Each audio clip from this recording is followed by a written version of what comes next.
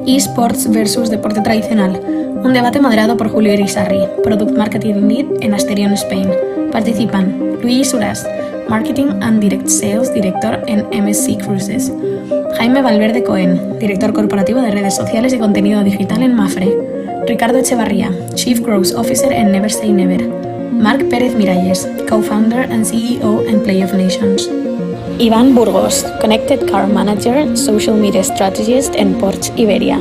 Daniel Godoy, ex-DV360 Sales Manager en Google.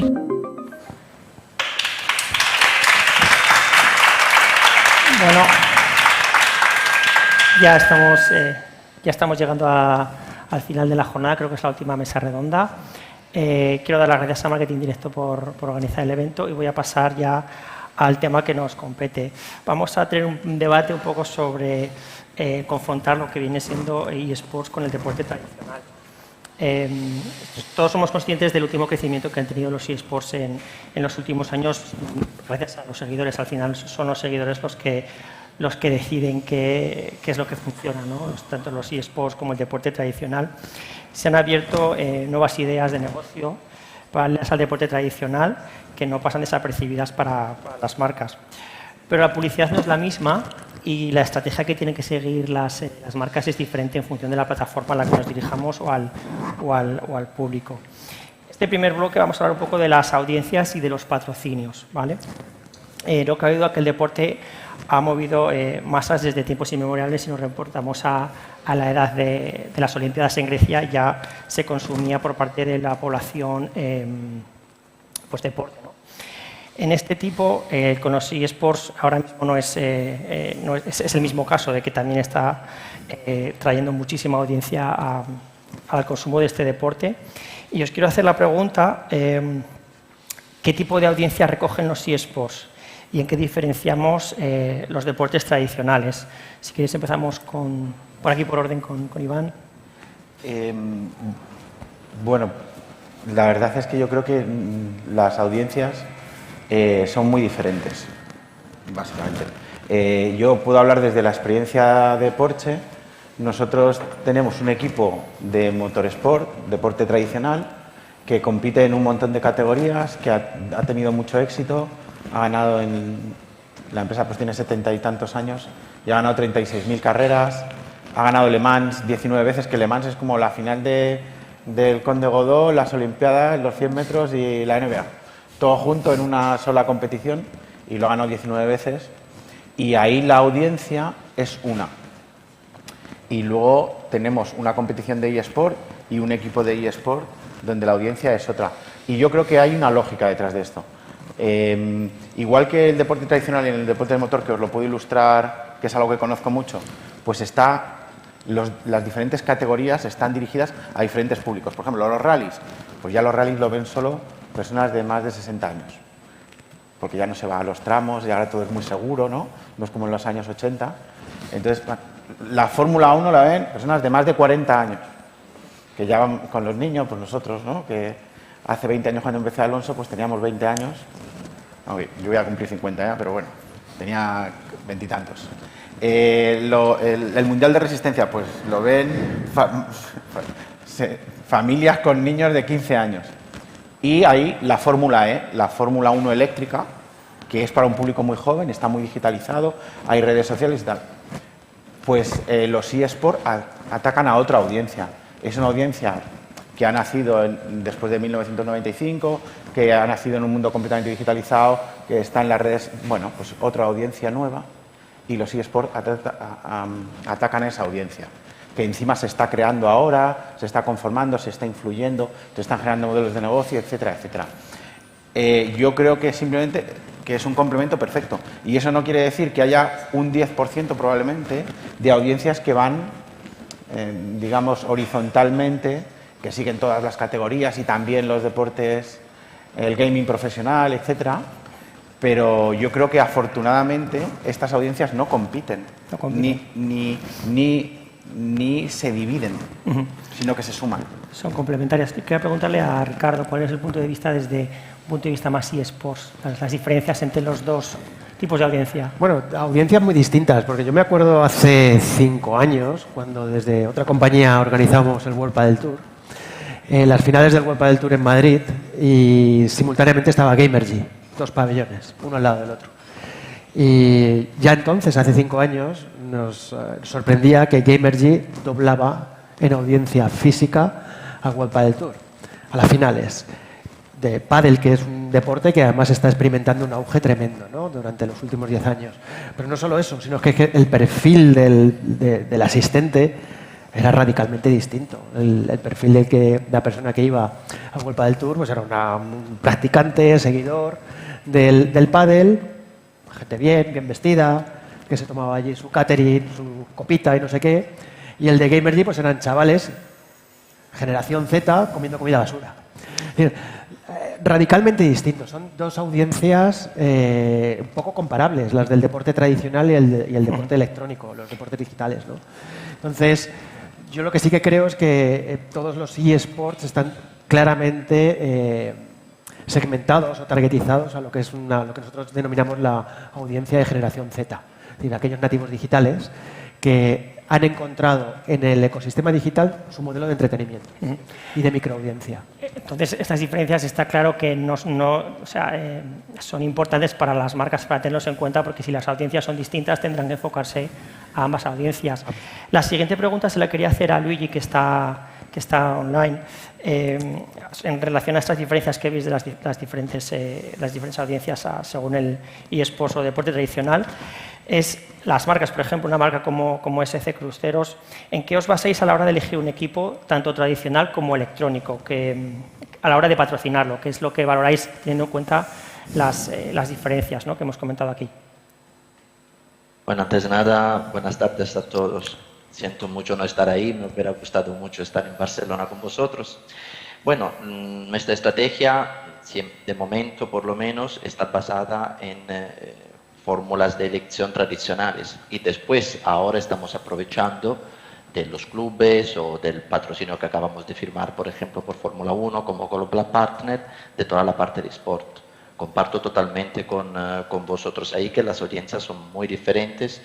De hecho, ahora que estamos entrando en el mundo de sport, estamos viendo que hay mucha audiencia de sport que ni se entera del deporte, o sea, no es muy experta o sigue, por ejemplo, en televisión la carrera de Fórmula 1, pero sí que le gusta jugar en la parte de sport, pero a lo mejor una carrera de Fórmula 1 que dura 2 horas, 2 horas y media, pues no la siguen.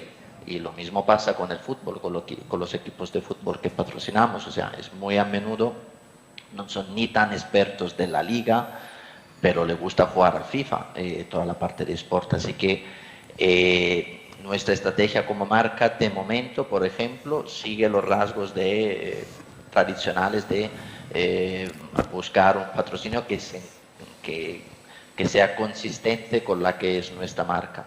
Pero es verdad que el tema del eSport lo tenemos que evaluar siempre más en futuro, porque es probable que en futuro, de hecho hemos hecho una reunión justo ayer, nos hablamos en futuro a patrocinar determinadas acciones simplemente ya enfocados a la audiencia de sport, que es una audiencia que nos interesa mucho más. De momento vamos a remolque, por así decir. Bueno, es la estrategia de la marca. Entiendo que al final vais buscando la audiencia que más os interesa. Voy a la siguiente pregunta. ¿Qué tipo de acciones funcionan mejor con la audiencia de eSports y qué tipo de acciones funcionan mejor con los deportes tradicionales? Te pregunto a ti, Marc, ¿qué acciones funcionan mejor para unos u otros? ¿Qué opinión tienes? Yo creo que en este caso es complicado. Sí que es cierto que vamos un poco avanzados y bueno, las marcas precursoras dentro de esto son las que más han sido capaces de penetrar en esta audiencia y también las que más se han equivocado. Yo creo que la publicidad por emplazamiento tradicional ha cambiado y que hoy en día, para poder triunfar en el mundo de los eSports, no vale con colocar tu producto, sino que hay que ser capaz de integrar la propia marca dentro de ella, sea dentro del propio videojuego o de la forma de vida de ese consumidor. Es decir, cuando uno intenta imponer un producto a público que igual no es el suyo, de una forma no natural, no triunfará. Y en este caso, sobre todo por la versatilidad, la naturalidad y la frescura que tienen los streamers, los influencers, quien realmente es referente en este ecosistema de eSport, son las marcas las que deben acercarse a ellos y no intentar cambiar sus patrones de conducta, puesto que esos patrones de conducta son los que hacen que realmente tenga sentido y una eficacia esa activación. Vale. A Dani, te voy a preguntar a ti. La siguiente pregunta para pasar al siguiente bloque. La audiencia de eSports bueno, es pasiva porque al final es pasiva y activa en el mismo sentido, no activa porque pasiva porque cuesta llegar a ellos muchas veces, llegar a esa audiencia de eSports que no la encontramos en otras plataformas que igual estamos más habituados las marcas para impactar, y activa porque una vez que ya entran y son muy partícipas, ¿no? de esto, de este tipo de competiciones. ¿Qué oportunidades tienen aquí los anunciantes teniendo en cuenta ese perfil de que cuesta llegar, pero que una vez que ya... Bueno, la verdad es que en este momento todavía estamos en una fase muy inicial de los eSports, ¿no? Y la verdad es que todavía se está creando esto. Y yo creo que haciendo con lo que decía Marc, o sea, las marcas se han equivocado muchas veces y esto es prueba-error. El A/B testing es clave para un anunciante y más en un territorio todavía desconocido, ¿vale? Entonces, ¿qué pasa? O sea, sabemos todos que en términos de audiencias la generación Z está conectada en los eSports, son los que mejor conectan con este tipo de territorio. Desde el lado del anunciante hay una necesidad enorme de rejuvenecer el target, porque al fin y al cabo, pues si tú tienes un target que te compra tu producto y que ese target, no sé, me invento, es de 30, 50 años, pues esa persona, ese individuo va creciendo y se va haciendo viejo. Y va gastando menos, va cambiando sus intereses. Entonces, pues hay una necesidad de rejuvenecer el target para que en las nuevas generaciones, en un futuro cercano, y ahí es donde empiezan las estrategias de short, mid term, en un futuro cercano empiecen a invertir en tu marca, ¿no? Entonces ahí es donde dices, oye, la generación Z está en los eSports, pues hay que meterse, ¿no? Entonces, prueba-error y entonces, bueno, oportunidades hay miles, hay los sponsors, o sea, el saber integrar tu producto en un territorio que es desconocido es difícil, se fracasa muchas veces, pero la resiliencia es lo que genera la experiencia, ¿no? Entonces, y ahí las marcas se van haciendo fuertes, van conociendo el territorio, van cogiendo madurez y bueno, pues y ahí es donde vemos hoy en día, pues, qué es lo que les funciona a una marca, ¿no? Y al fin y al cabo, esto pues no deja de ser digital. Lo que hoy funciona, mañana deja de funcionar porque la propia evolución va generando el cambio. Con lo cual, pues no sé, es un territorio muy bonito que va creciendo. Bueno, acabando el bloque, llegamos a la conclusión de que las audiencias son totalmente distintas de eSports a eSports y que al final, pues como bien dices, igual como todavía eSports es novedoso, hay que hacer una prueba por parte de las marcas para ver hasta dónde es efectivo estas competiciones. Pasando al siguiente bloque, donde vamos a hablar un poco sobre estrellas del deporte o influencers, quiero hacer mención a varios nombres del mundo tradicional, como puede ser pues, Cristiano Ronaldo, Rafa Nadal, que son pues eso, personalidades del mundo del deporte tradicional, y luego en el ámbito de los eSports ya a todos nos suenan pues, nombres como Rubius, Auronplay o ya incluso Ibai Llanos, que está traspasando un poco lo que es el límite del eSports. Yo quiero hacer esta pregunta un poco a Iván y a Luigi. ¿Cómo diferencia una marca entre los perfiles que pueden elegir como embajador o simplemente como influencer? ¿En qué os basáis si vas a elegir un embajador o un influencer? ¿Cómo actuaría Porsche, por ejemplo? Nosotros lo tenemos muy claro. Buscamos una persona con la que compartimos valores. Entonces, nosotros desde hace muchas décadas pues, hemos construido un set de valores. Este set de valores se ha ido transformando con el tiempo, adoptando valores nuevos del set de valores nuevos que está creando la sociedad. Y sobre todo, pues la generación Z tiene un set de valores nuevo que pesan cosas pues, que antes no existían. Entonces, nosotros tenemos que compartir valores con esas personas. ¿Cómo se enfrentáis a esos valores de las nuevas generaciones? Pues para nosotros es muy fácil, porque como nosotros tenemos dos vertientes, la marca, somos fabricantes de coches, pero tenemos equipos de competición durante toda nuestra historia. Entonces, nosotros estamos muy asociados a los valores del deporte. Competitividad, fair play, innovación, bueno, compañerismo, etc. Y nosotros, además, somos una marca que es de la industria del lujo. Entonces, buscamos unos valores pues, de respeto, de sostenibilidad, etcétera, que son los que definen a las marcas como marcas de lujo también. Pues buscamos a personas pues, que tengan esos perfiles.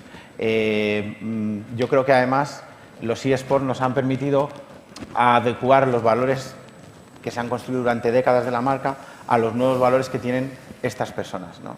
Entonces, pues yo creo que Ibai, por poner un ejemplo que todo el mundo conoce, yo creo que sus declaraciones públicas, aunque a veces hay gente de generación como la mía, ¿no? Puede pensar que es un poco maleducado o que su lenguaje no es el más correcto. Sin embargo, él en sus declaraciones públicas, el discurso público que mantiene respecto al país donde vive, cómo se tienen que tratar sus impuestos, sobre la discriminación, sobre la inclusión, pues son valores que, ¿por qué no?, son los que una marca quiere proyectar. Claro. Y luego, además, pues son personas muy jóvenes que tienen que esos valores que sean coherentes con su comportamiento. Pero esto es, yo creo que la correspondencia de valores entre la marca y el streamer es lo fundamental. Luigi, ¿cómo lo ves tú a la hora de elegir entre un embajador? Porque evidentemente conocemos grandes personalidades que forman parte de las campañas de MSC Cruceros. En relación con los influencers, ¿qué tipo de perfiles os fijáis vosotros? Bueno, tiene que ser siempre algo que sea consistente un poco con todo lo que explicáis acerca de los valores. Está bien, también es muy importante, pero nosotros buscamos más estrellas del deporte para que sea consistente un poco la relación entre el deporte que estamos patrocinando y el eSport. Aunque lo hemos dicho, son audiencias diferentes, pero el ideal sería buscar, en nuestra estrategia en Fórmula 1 lo veremos, pilotos del circuito de Fórmula 1 que también encajen por tipología de perfil con generación Z y con nuestra marca. No es fácil, pero queremos seguir insistiendo en estrellas del deporte porque nos parece que tenga más sentido y nos venga también bien por toda la estrategia, no solo la relacionada con la audiencia del eSport, sino con toda la audiencia que nosotros queremos impactar con el patrocinio. Perfecto. La siguiente pregunta se la quiero hacer un poquito más al final de la mesa. La comunicación en las plataformas digitales es cada vez más creativa, lo estamos viendo continuamente. ¿Debe el deporte tradicional aprender de estas técnicas para digitalizarse? ¿Qué queráis? Ricardo, Marc. Pues sí, absolutamente. Es decir, hay deportistas que tienen una gran base de fans, pero que como comunicadores dejan mucho que desear y sobre todo como adoptando estrategias de, podemos decir, de creación de contenido o de captación de atención, básicamente, porque yo creo que es más un tema de atención y de audiencia que no de estar generando contenido continuamente. Hay jugadores, por ejemplo, en el caso del fútbol, que en nuestra compañía es bastante cercano, hay jugadores de fútbol que lo han entendido muy bien y lo saben hacer muy bien y otros que no. Yo creo que sí, que los deportes tradicionales además tienen que adoptar unas estrategias, primero porque su audiencia poco a poco va a ir equiparándose en edad con la generación Z, por razones obvias, pero tengo mis dudas de que a la vez Villarreal, dentro de 5 años, una persona de generación Z sea capaz de tragarse 2 horas. Por lo tanto, o se cambia radicalmente la manera de cómo estos contenidos se distribuyen, cómo se comunican y cómo la gente los consume, o si no, algunos deportes tradicionales reyes están muertos. Nosotros, bueno, uniendo en hilo antes de que respondas, Marc, quiero comentar que en Acerion, por ejemplo, estamos viendo que los deportes, los equipos de fútbol, ¿no?, que evidentemente se juega en un estadio de manera tradicional, pues están buscando estrategias para gamificarse y para llegar a esa audiencia, ¿no?, llegar a la audiencia de eSports y participar, que ya el fútbol no sea simplemente un deporte que se juega en el campo de fútbol, sino que también se juega a una videoconsola. Nosotros en Acerion ahora mismo estamos participando en la gamificación de varios equipos de fútbol y creo que puede ser también la conclusión, ¿no?, de que se adapta o pueden perder estas generaciones. Probablemente tienen que redefinir incluso hasta el formato de competición. Porque a día de hoy, audiencias de 2 horas de algo que no tiene gran engagement no tiene mucho sentido. Bueno, yo creo que Y siguiendo con tu línea, o sea, yo creo que aquí estamos todos de acuerdo. Cuando conoces un poco el ecosistema de los eSports, ves que aunque hay mucha novedad, es un sota, caballo y rey. Para llegar a la gente joven hay que hacerlo de esta forma. El deporte tradicional está adaptándose a las nuevas tecnologías, a los nuevos hábitos de vida. Sin embargo, las cosas de Palacio van despacio. Y yo creo que este cambio de paradigma, de forma de consumo, se va a ver incrementado a medida que vayan haciendo más gente y esta gente digital vaya creciendo y llegue un momento en el que es posible que los eSports sean realmente referentes. Nosotros venimos de nuestros inicios, creábamos competiciones de videojuegos y teníamos todas las semanas a 1 millón de personas conectadas. Es decir, 1.900.000 personas vieron en España el concierto de Ariana Grande de Fortnite. 2.320.000 personas vieron cómo Nadal ganaba la final del Open de Australia. Estamos a la par. O sea, es decir, la forma de comunicar es increíble lo que dices. O sea, se aburre, nadie lo va a ver. Sin embargo, y ahí ya hago hincapié en el qué es un comunicador, qué es un influencer y qué es un creador de contenido. No sé si habéis visto competiciones de eSport o jugadores famosos. Hay gente que tiene una audiencia brutal en Twitch, porque luego deja mucho que desear a nivel comunicación, aunque realmente la gente le sigue porque son buenos jugadores. Entonces yo creo que un deportista no tiene por qué ser un buen comunicador, y ahí tiene que estar Maldini, o Carlos Martínez, o Manolo Lama, esos son comunicadores, y Ibai pues, va en esa línea. Y ahí ya igual hasta pasamos, hace falta una carrera universitaria para ser un comunicador, viene de serie, y cómo se forma uno para llegar a ello. El cambio y la tendencia de los eSports, yo creo que dan a ver el cambio de la sociedad y ese avance, el cambio tecnológico, el cambio en los hábitos de consumo, nos hacen entrar en un paradigma de qué es lo positivo, qué no. Es muy, muy filosófico, soy muy romántico, y el cambio educacional que supone nos gusta el fútbol, nos gustan los eSports, va a hacer que de una forma u otra tengan que acabar ligados. Encuentren un punto común, está claro. Yo, si queréis, os pongo un ejemplo de justo lo que has dicho. Por ejemplo, hay la supercarrera esta que os contaba, las 24 horas de Le Mans. Bueno, la audiencia del motorsport es pequeña. La audiencia del sim racing también es pequeña. Y entonces es muy fácil comparar. Pero las 24 horas de Le Mans, cuando las echa en España un canal temático, la ven 200.000 personas. Entonces, claro, 24 horas, imagínate. Ahí, bueno, la vas siguiendo, pero ¿quién se puede sentar delante de 24 horas? Cuando empezamos a emitirlas, compramos los derechos para emitirlas por redes sociales, teníamos 250.000 espectadores. Y cuando hemos hecho la competición de eSport, teníamos 180.000 espectadores y eran diferentes. Lo que quiero decir es que la adaptación y el cambio de hábitos de consumo es vital para que se mantengan las marcas que somos endémicas del motorsport y del sim racing, mantengamos la audiencia, mantengamos la relevancia.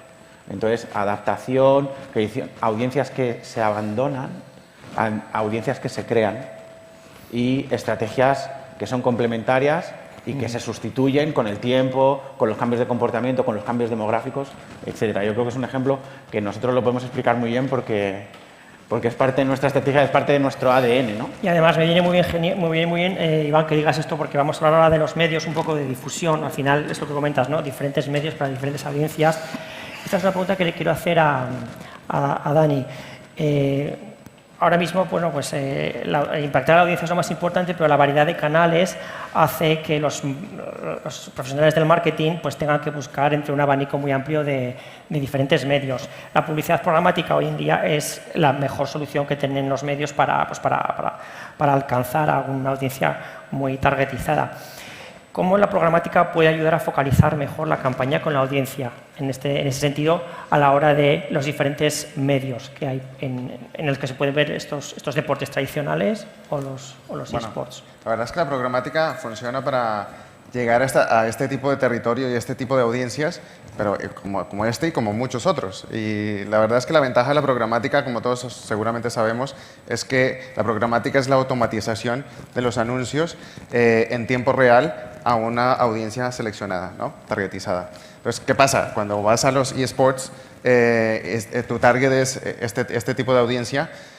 pues lo que pasa es que cruzamos datos, le decimos a la máquina, este es el perfil que estamos buscando, necesitamos con estas creatividades impactarle en este periodo de tiempo. Y lo bueno de la programática es que pues, es 24/7, o sea, es automatizado, la máquina es quien se encarga de mapear a esos usuarios y de impactarles en el mejor momento cuando ellos están haciendo alguna búsqueda relacionada con lo que están haciendo. Entonces, ¿qué pasa?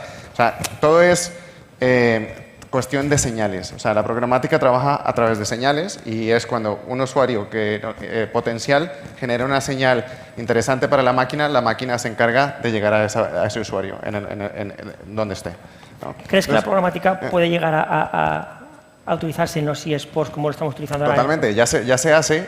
De hecho, hay audiencias de eSports y de gaming donde muchas marcas ya están pujando por este tipo de audiencias. Entonces, ¿qué pasa? Son audiencias nicho que cada vez son más grandes y un poco lo que se busca es, mucha gente dice, vale, pero ¿dónde hay que estar para impactar a un usuario que le gustan los eSports? Bueno, esto vuelve y juega. O sea, un usuario de los eSports puede ser como un usuario casi como cualquiera de nosotros. Ya hemos dicho que el nicho está en la generación Z, pero que tiene vida. O sea, que no es que se la pasa las 24 horas pegado a los eSports, ¿no? O sea, tiene vida, toma café, seguramente escucha Spotify y hace muchas otras cosas, ¿no?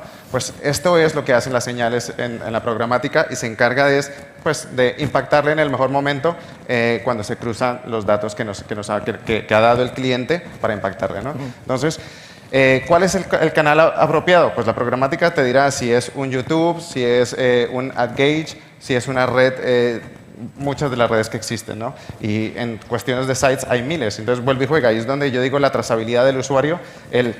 Tengo que estar en un site de eSports para impactar al usuario. No, ese tipo de publicidad ya se acabó. Eso ya es casi del 1.0. Hoy en día puedes estar en un site muy distinto, pero que sigue siendo con total afinidad al target al que estás buscando, ¿no? Entonces, bueno, canales muchos, cada vez hay más diversidad y yo creo que también ahí está la parte, el potencial del abanico de dónde centro mi estrategia, ¿no? O sea, qué canales usar. Entonces, bueno, también va mucho en cuestión de presupuestos, pero también los objetivos. Es tener muy claro cuál es el objetivo, cuál es el target audience y qué es lo que estoy buscando de esta audiencia, ¿no? ¿Qué quiero hacer con mi creatividad? ¿Quiero solo un impacto? ¿Quiero que interactúen?